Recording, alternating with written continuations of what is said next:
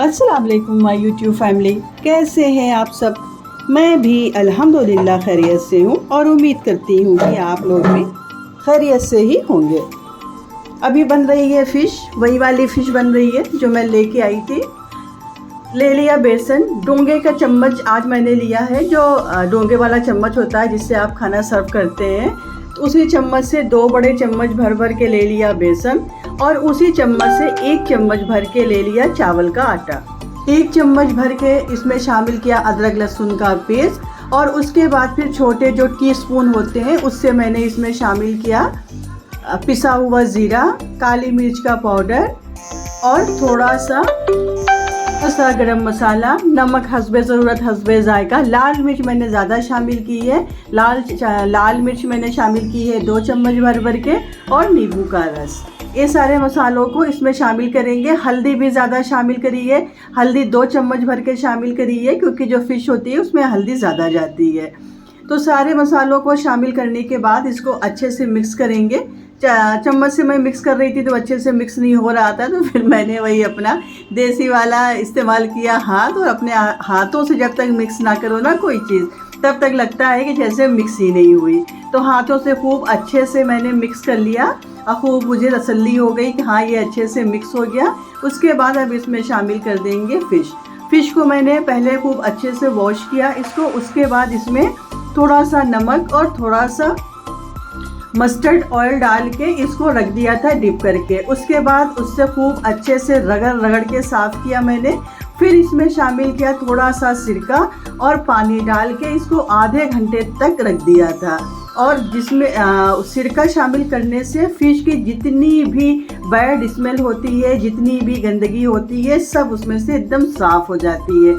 और फ़िश के जो पीसेस होते हैं ना, ये बिल्कुल एकदम साफ़ सुथरे चमकने लगते हैं। तो सिरका डाल के आप फ़िश को ज़रूर रखा करिए, चाहे 15-20 मिनट के लिए रखिए, लेकिन रखा ज़रूर करिए। और उसके पहले जब आप फ़िश को धो लिया करिए तो सरसों के तेल और नमक में इसको खूब अच्छे से इसकी मालिश किया करिए। इससे इसकी सारी स्मेल, जितनी भी इसकी बैड स्मेल होती है, वो सब निकल जाती है। मिक्स कर दिया फ़िश को खूब अच्छे से हाथों से। उसके बाद फिर इसको रख दिया साइड में रेस्ट होने के लिए। कम से कम 2 घंटे के लिए आप ज़रूर इसको रखा करिए, जिसमें ये मैरिनेट खूब अच्छे से हो जाए। अगर ओवरनाइट आप मैरिनेट करके रख देंगे तो तब तो बहुत अच्छी बात हो जाएगी, लेकिन अगर आपके पास कम टाइम है तो आप 2-3 घंटे तो ज़रूर इसको मैरिनेट करके रख दिया करिए। उसके बाद फिर ले लिया कढ़ाई में मैंने शामिल कर दिया वही सरसों का तेल, और जब तेल खूब अच्छे से हीट हो गया तो उसमें शामिल कर दी फ़िश।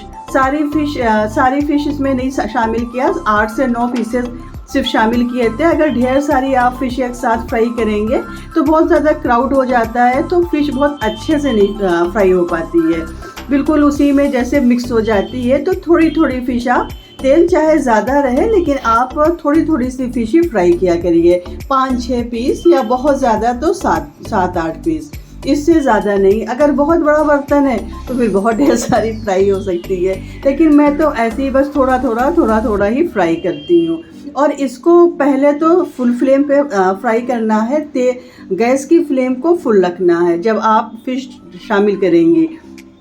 अगर स्लो रखेंगे फ्लेम ना तो उसमें ये होगा कि तेल जो है वो बिल्कुल ठंडा हो जाएगा, तो फिर आपकी फ़िश जो उसमें बिल्कुल से घुल जाएगी। तो शुरू में आपको गैस की फ्लेम को हाई रखना है। जब फ़िश एक तरफ से खूब अच्छे से फ्राई हो जाए उसके बाद फिर आप फ्लेम को स्लो कर दीजिएगा और स्लो फ्लेम पे फ़िश को पकाइएगा। फ़िश को मतलब बहुत टाइम लगता है फ्राई करने में, और जितनी देर तक फ़िश फ्राई होती है सुकून से स्लो फ्लेम पे, उतनी ही मज़ेदार, उतनी ही क्रिस्पी फ़िश बनके तैयार होती है। स्लो फ्लेम पे फ्राई करने से एक ये भी फ़ायदा होता है कि जो मसाले हैं ना, जो नमक का टेस्ट है वो फ़िश के अंदर तक बिल्कुल अब्जॉर्ब हो जाता है।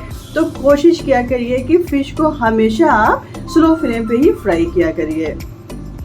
साइड से फ़िश फ्राई हो गई थी तो फिर मैंने फ़िश को पलट दिया। इस तरह से एक स्पैचुला की हेल्प से एक फ़िश को ऐसे पलटेंगे जिसमें एक दूसरे से मिले नहीं और इसकी कोटिंग बिल्कुल ना उतरे। कोशिश करिएगा कि जब फ़िश को फ्राई करें तो इसकी कोटिंग बिल्कुल ना उतरे, नहीं तो फ़िश फिर एकदम ड्राई सी हो जाती है। आप चाहें तो थोड़ा सा इसमें चाट मसाला भी शामिल कर सकते हैं। मैंने चाट मसाला नहीं शामिल किया था और चाट मसाले की ज़रूरत भी नहीं थी क्योंकि मसाले ही इनफ थे। नींबू का रस वगैरह इसमें शामिल किया था, तो इसलिए ना तो पहले मैंने चाट मसाला शामिल किया और ना ही लास्ट में। बड़ी परफेक्ट और बड़ी मज़ेदार ये वाली फ़िश बनके तैयार हुई थी और फ़िश थी भी बहुत बड़ी, 7 या 8 केजी की फ़िश थी। वो इत्तेफाक से हम लोगों को मिल गई थी। तो फ़िश बहुत मज़ेदार थी, बहुत जूसी थी और कांटे सिर्फ एक एक कांटे थे, तो बहुत अच्छे से खाया गया। कांटों का इसमें बिल्कुल मसला नहीं था, एक एक बड़े बड़े कांटे थे, वो निकाल लिया और बच्चों ने खूब मज़े ले लेके खाए। क्योंकि जब छोटे छोटे कांटे होते हैं तो उसमें बच्चे बिल्कुल इरिटेट हो जाते हैं, मतलब हर तरफ से कांटे ही कांटा निकलता है। लेकिन इस तरह से जब आप बड़ी फ़िश लेंगी, बड़ी फ़िश बनाएंगी, तो उसमें छोटे वाले तो कांटे होते ही नहीं है, बस बड़े बड़े से कांटे होते हैं जो दिखते रहते हैं। आराम से इजी वे में आप उसको रिमूव करके सुकून से बैठ के फ़िश फ्राई कर सकते हैं। अब ये नेक्स्ट डे की क्लिप है। इब्ने साहब पढ़ाई कर रहे हैं। अभी पढ़ाई क्या कर रहे हैं, बस उर्दू का काम कर रहे हैं। स्कूल से तो पूरी छुट्टी हुई है, तो आज के लिए स्कूल की जो कॉपी किताब है ना, उसको बिल्कुल ये नहीं देख रहे हैं। कह रहे हैं कि अब करेंगे, होमवर्क करेंगे बस कुछ दिन के बाद, अभी हमें रिलैक्स करने दीजिए। तो उर्दू तो डेली ये पढ़ते हैं, आजकल ऑनलाइन पढ़ रहे हैं, मौलवी साहब इनके नहीं आ रहे हैं, तो ऑनलाइन में ये वो जो देते हैं काम वगैरह वही बैठ के कर रहे थे। उसके बाद यशम मैडम ने बनाया बहुत ही ज़बरदस्त फ्राइज़। और ये जो पेरी पेरी मसाला है, ये पेरी पेरी मसाला डाल के कभी आप भी ट्राई करिएगा। ये फ्राइज़ ना एकदम मज़ेदार हो जाती है, जैसे कि खा के एकदम मज़ा आ जाता है। ये पेरी पेरी मसाला बहुत अच्छा है। और यशब ने फ्राई भी बहुत अच्छे से किया था इसको, आलूओं को बहुत अच्छे से फ्राई किया था। बिल्कुल कुरकुरी जब हो गई थी तब इसने गैस की फ्लेम को कम करके उसी ऑयल में इसको छोड़ दिया था, तो ये बिल्कुल अंदर से बाहर से बहुत अच्छी और बहुत क्रिस्पी बनी थी। मज़ा आ गया था ये वाली फ्राइज़ खा के। और ये पेरी पेरी मसाले का तो क्या ही कहना। फ्राइज़ वगैरह खाने के बाद फिर मुझे जाना था बैंक। आज बैंक में मुझे कुछ काम था, तो मैंने इब्ने से बोला चलो चलते हैं। इब्ने भी घर में रहते रहते बोर हो जाते हैं, तो इब्ने को भी मैं काम में लगाए रहती हूँ। कहीं जाना वाना होता है तो इब्ने को साथ में ले लेती हूँ, सही रहता है। थोड़ा सा उसकी आउटिंग हो जाती है, थोड़ा सा मुझे भी कंपनी मिल जाती है। तो इब्ने को लेके मैं गई बैंक और वापसी में मुझे दिख गए बहुत ही अच्छे अच्छे से फल।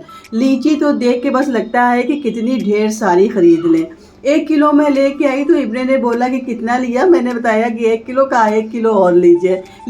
लीची सबको बहुत ज़्यादा पसंद है, सब खाते हैं, लेकिन मैं लाती कम हूँ क्योंकि इससे ये लोग खाने इधर उधर टपका देते हैं, तो फिर वहाँ पे फिर निशान बन जाते हैं, उसकी सफाई करनी पड़ती है। तो मैं कहती हूँ मैं लीची नहीं लाऊंगी, मुझे बहुत सफाई करनी पड़ जाती है, तुम लोग गंदगी बहुत ज़्यादा करते हो। लेकिन आज मैं निकली थी तो मैंने कहा चलो ठीक है, ढेर सारी सारे ही फ्रूट्स वहाँ पे अच्छे थे। आम भी बहुत अच्छा था, खरबूजा भी बहुत अच्छा था, तो फिर मैंने आम भी लिया, खरबूजा भी लिया और मौसम भी बड़ा ज़बरदस्त था। बड़ी रौनक है आजकल मार्केट में, हर तरफ बकरी बकरा दिख रहे हैं और हर तरफ भीड़ लगी हुई है और मौसम भी अच्छा है। मेहरबानी है ऊपर वाले की कि आजकल मौसम बड़ा शानदार किए हुए हैं, तो दिन में भी अच्छा मौसम हो जाता है, रात में भी अच्छा मौसम हो जाता है। तो इस वक्त भी बड़ा शानदार मौसम था, तो मुझे भी अच्छा लगा मेरा छोटा सा व्लॉग। मैं उम्मीद मैंने जहाँ देखा कि अच्छा फल मिल रहा है, पसंद आया हो तो लाइक जरूर करिएगा और चैनल को सब्सक्राइब इब्ने को दिखा दिया कि देखो वीडियो में हो गया है और कोई फरमाइश एक छोटा सा कमेंट जरूर करिएगा। और लाइक खानी थी, बस इब्ने मिलते हैं, लीची मिल गई, उसके बाद और क्या खा लें।